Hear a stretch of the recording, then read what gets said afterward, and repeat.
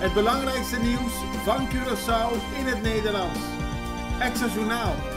Vers van de pers. Welkom bij Extra Journaal. Fijn dat u weer kijkt. We hebben het belangrijkste nieuws voor u op een rij gezet. En we beginnen met het bericht dat het horecapersoneel beter behandeld moet worden. Dat zegt Kenneth Valpoort en hij is secretaris van vakbond Horecaf.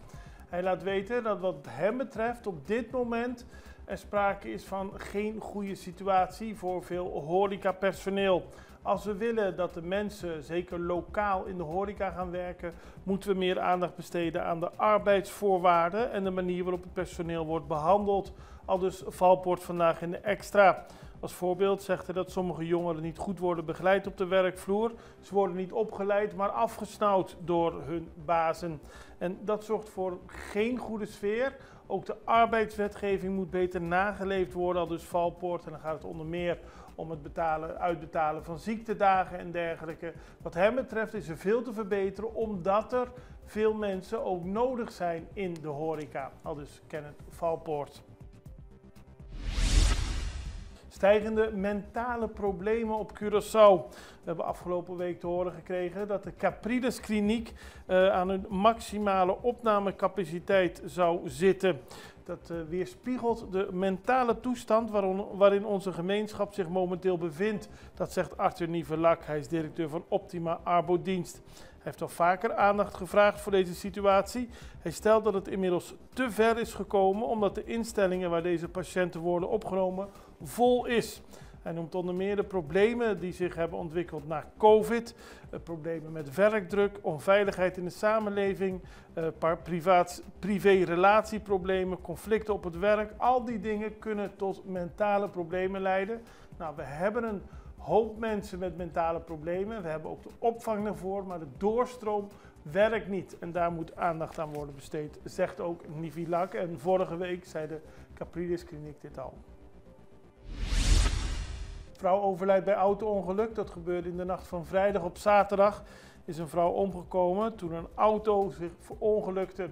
De auto reed op de Ceruloraweg en door nog onbekende redenen reed het tegen een muur aan. Daarna tegen een lantaarnpaal en eindigde tenslotte in de tuin van een huis al daar aan de Ceruloraweg.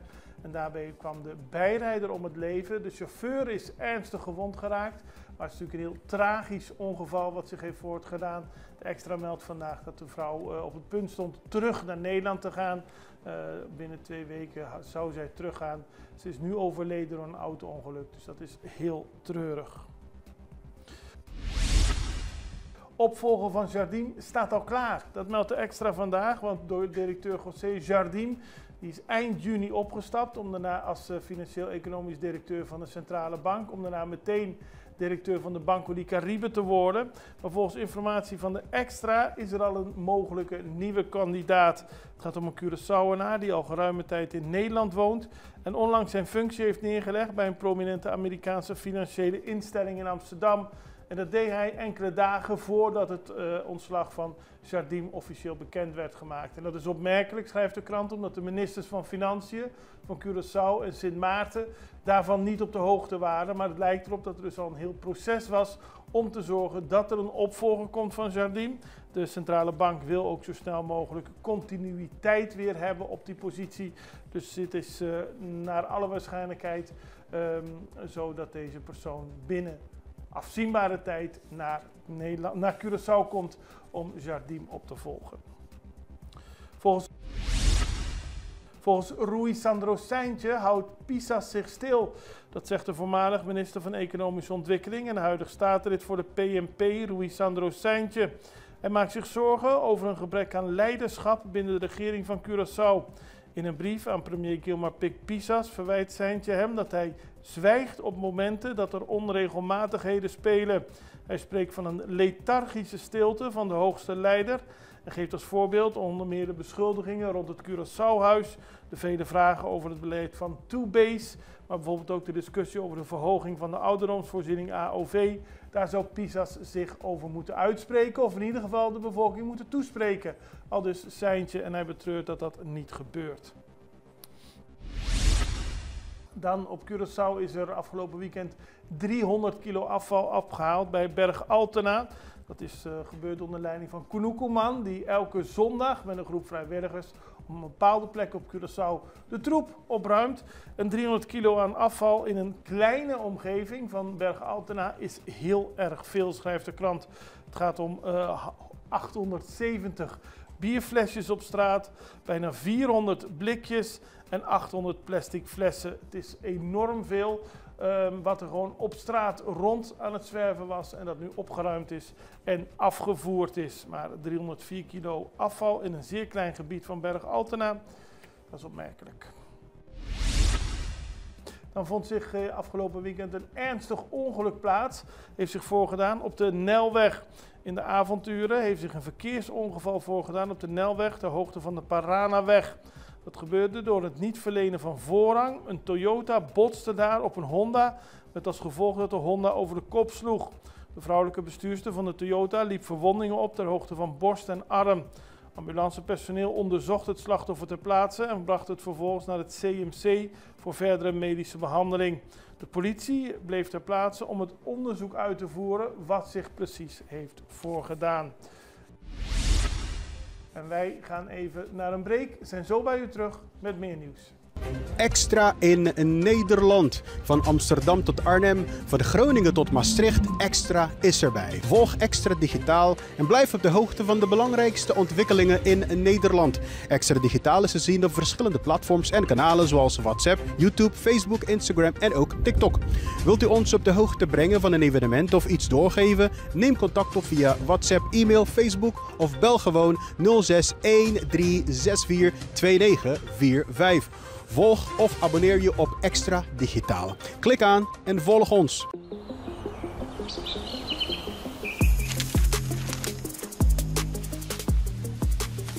Welkom op Curaçao, een van de mooiste eilanden in de Caribiën, een ware parel. En het is een eiland waar je van heel veel zaken kunt genieten. Van de natuur, van de zee, van het eten, van de mensen en zoveel meer.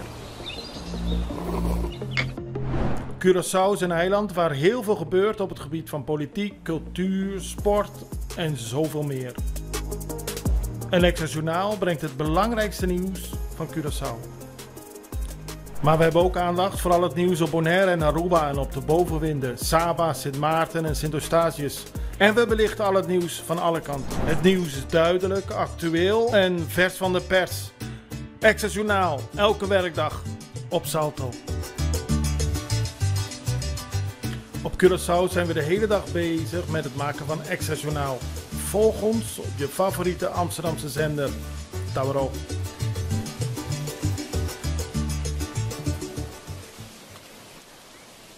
Ja, we zitten in het orkaanseizoen, dus de kans op orkanen is aanwezig. De National Hurricane Center heeft officieel een nieuwe storing aangeduid als Invest 94L. Dat is gelegen in de Main Development Region van het Atlantisch gebied tussen Afrika en de Caribische eilanden. Het is nog niet zeker dat het een orkaan wordt, maar verwacht wordt dat het systeem zich gedurende de komende dagen zal versterken en dat het daarmee tot een orkaan kan leiden of een tropische storm. De kans op een ontwikkeling was eerst 10%, maar na enige organisatie op zondag werd de kans verhoogd naar 20%. Dus we moeten het in de gaten houden. Dan naar Aruba. Aruba houdt het luchtruim met Venezuela dicht. Dat meldt Aruba.nu. Het eiland houdt voor de rest van het jaar het luchtruim met Venezuela gesloten. Dat is al een tijdje. Het wordt steeds niet verlengd. Het wordt steeds voor 3 maanden opnieuw bepaald of men het gaat openen of niet. Maar nu voor de rest van 2025 komt er geen opening van het luchtruim voor Venezuela. Wel is er een vernieuwd luchtvaartakkoord met Colombia getekend. En daarbij is het belangrijk dat Aruba weer goede banden, ze hebben al goede banden met Colombia, maar dat de verbetering alleen maar sterker wordt. Het nieuwe akkoord geldt voor 5 jaar en wordt daarna automatisch verlengd. Het doel is het versterken van operationele veiligheid, het verbeteren van het onderzoek naar incidenten en het stimuleren van het gebruik van duurzame brandstoffen in de luchtvaartsector. Over Venezuela gesproken, afgelopen vrijdag heeft het Nederlandse ministerie van Buitenlandse Zaken code rood ingevoerd voor reizen naar Venezuela. Het reisadvies geldt voor het hele land. Volgens Nederland is het onrustig in het land sinds juli 2024. Buitenlanders lopen een groot risico om zonder reden te worden gearresteerd. Aanhoudingen vinden ook plaats op zee. En het ministerie waarschuwt dat de Nederlandse overheid beperkt hulp kan bieden aan aanhouding door de Venezolaanse autoriteiten. Dus iedereen met een Nederlands paspoort wordt aangeraden te vertrekken als dat veilig kan. Terug naar Curaçao. Er is een gevaarlijke situatie bij de Watervoortstraat, waar het beton rondom een putdeksel van een riool is beginnen af te brokkelen. Het heeft geleid tot een groot open gat op die plek. Het trok de aandacht van de Extra en ook voetgangers en automobilisten hebben ervoor gewaarschuwd. Het lijkt een ernstig gevaar te vormen voor mensen die zich regelmatig in de omgeving bevinden. Kan iemand invallen? Maar er kunnen ook bijvoorbeeld dieren invallen, of ja, laten we hopen van niet, maar met kleine kinderen die aan het spelen zijn. Daarom roept de Extra op om er iets aan te doen. We hadden vorige week een mooi verhaal van een man die op de boulevard Helmin Magno Wiels daar de takken weghaalde, zodat mensen gewoon konden blijven lopen. We hebben vandaag op de voorpagina van de Extra ook nog een mooi verhaal. Randy Cuevas, die maakt al 33 jaar plekken schoon in de openbare ruimte waar ja, er veel begroeiing is. En dan moet u denken onder meer aan verkeerspleinen, bordjes, verkeersborden die niet meer zichtbaar zijn door struiken, situatie van veel begroeiing bij lantaarnpalen of stoplichten. Al 33 jaar maakt hij dat helemaal op eigen gelegenheid schoon. Vrijwilligerswerk, dat is zeer te prijzen en hij staat ook op de voorpagina van de Extra. Enige vraag, de afgeknipte takken kan hij niet altijd kwijt. Het zou mooi zijn als Celicor hem daarbij helpt. Nou, mooi nieuws. Dan gaan we naar internationaal nieuws, want Ecuador heeft de top-narcotica-baas Fito uitgeleverd aan de VS. Dat is zondag gebeurd. Adolfo Macias, bijgenaamd Fito, is de grootste drugsbaron van het land. Hij is uitgeleverd aan de Verenigde Staten. Dit gebeurde bijna een maand nadat hij opnieuw werd gearresteerd na zijn ontsnapping uit een zwaar beveiligde gevangenis eerder in 2024. Macias werd overgedragen aan de Amerikaanse autoriteiten en aan boord geplaatst van een Amerikaans regeringsvliegtuig. Hij is inmiddels in New York geland. Hij wordt beschouwd als de grootste drugsbaas van Ecuador. En de president van Ecuador die heeft al laten weten dat hij blij is dat Fito er niet meer is. Fito tot nooit meer. Hij is nu in de VS. Dat is te danken aan jullie Ecuadorianen die in april ja zeiden tijdens het referendum. Dus dankzij de keuze op deze president is nu de grootste drugsbaas naar Amerika gestuurd. Dus er wordt altijd politiek mee bedreven. Maar de situatie van drugscriminaliteit in Ecuador is alarmerend. Het moordcijfer is enorm gestegen. Er is heel veel drugs in beslag genomen. In 2024 bijna 300 ton. En er is veel onrust daardoor. Dus daarom zijn de mensen in Ecuador blij dat de grote drugbaas uitgeleverd is. Dit was het belangrijkste nieuws in het Nederlands. Dit was Extra Journaal. We zijn er morgen weer en ik hoop u ook. Het allerbeste. Tot ziens. Dag.